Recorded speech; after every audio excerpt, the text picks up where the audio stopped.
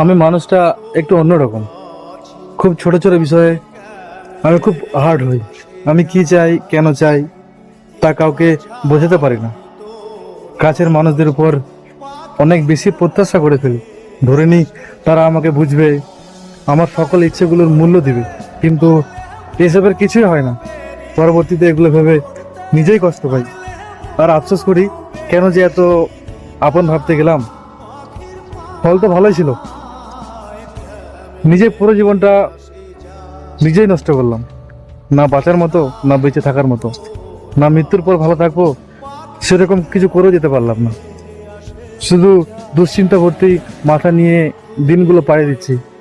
না ভবিষ্যৎ নিয়ে ভাবছি, না বর্তমান সময়ে ভালো আছি।